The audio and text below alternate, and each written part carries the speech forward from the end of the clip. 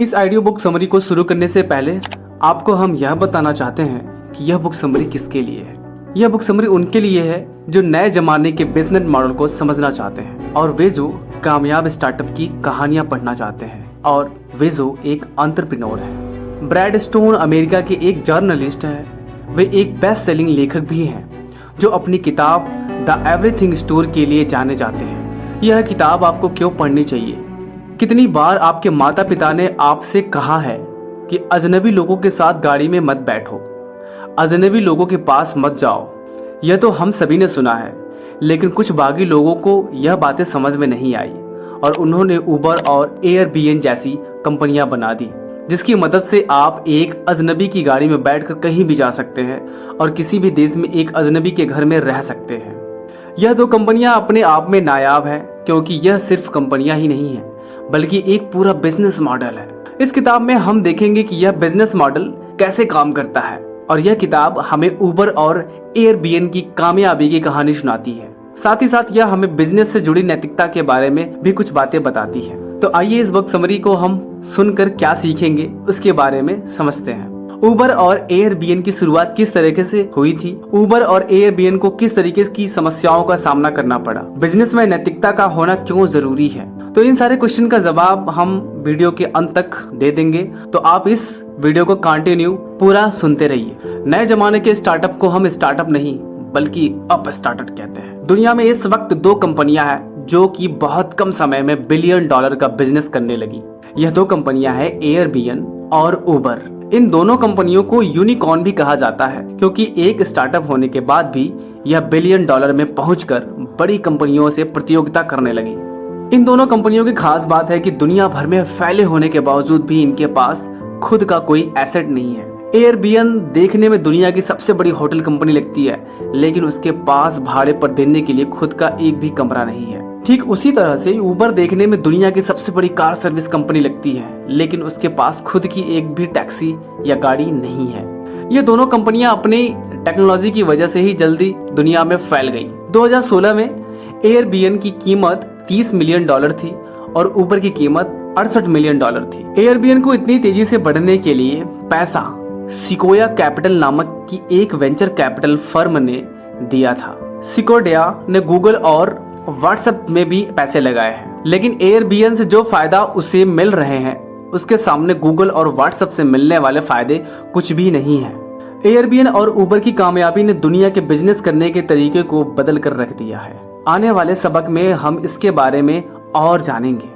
China में कामयाबी ना हासिल कर पाने पर भी उबर ने बहुत सारे पैसे कमाए जिससे उसे बढ़ने में मदद मिली। हम सभी के पेरेंट्स ने हमें सिखाया है कि हमें किसी अजनबी के साथ गाड़ी में नहीं बैठना चाहिए, लेकिन उबर से सालों से चली आ रही इस सलाह को खत्म कर दिया।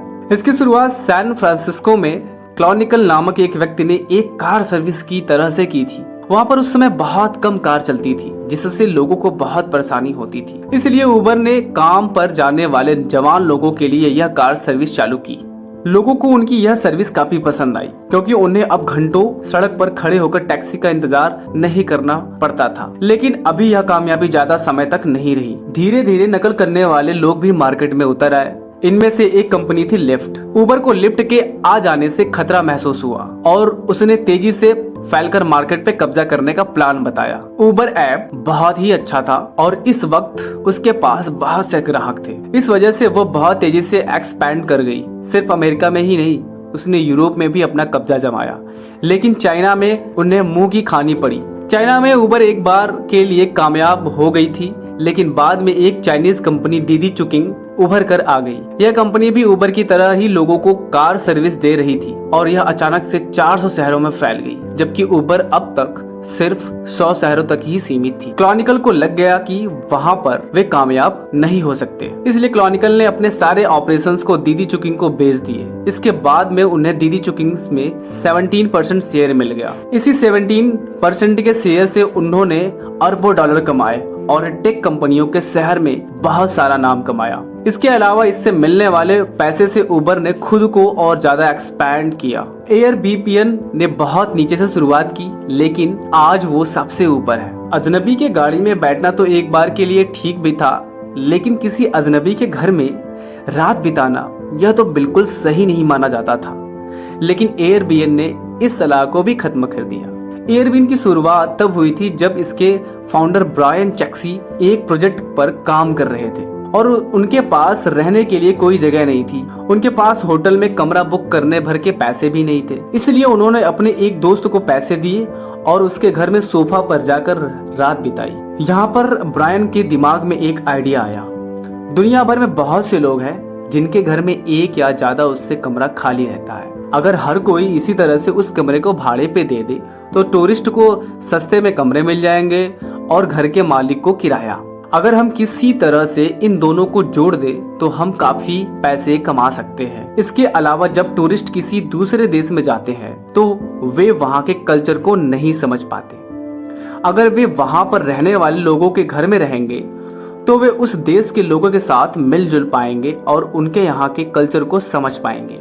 इस तरह से एयरबीएन ने अपना स्लोगन निकाला, जहाँ भी जाइए घर जैसा महसूस कीजिए। समय के साथ साथ एयरबीएन दुनिया की सबसे बड़ी कंपनी में बदल गई। 2016 के अगस्त में दुनिया भर में लगभग 18 लाख लोग थे जो एयरबीएन के कमरों में रह रहे थे। यहाँ तक कि दुनिया की सबसे बड़ी hotel company Marriott hotel group के पास भी इतने लोगों के लिए जगह नहीं थी। एयरबीएन ने भी बहुत से रिकॉर्ड और नियम तोड़े। बहुत से लोग इस ओर से इस आइडिया को ट्राई नहीं कर रहे थे कि वो किसी भी अजनबी को अपने घर में आने देगा। इसलिए बहुत से इन्वेस्टर का मानना था कि उनका यह आइडिया काम नहीं करेगा, लेकिन एयरबीएन ने इस बात को गलत साबित कर दिया। एक कंपनी को कामयाब होने के बाद भी अपने मकसद को छोड़ना नहीं चाहिए। कहते हैं कि एक आदमी के चरित्र की परीक्षा तब नहीं होती जब उसके पास कुछ ना हो, उसके चरित्र की परीक्षा तब होती है जब उसके पास सब कुछ हो।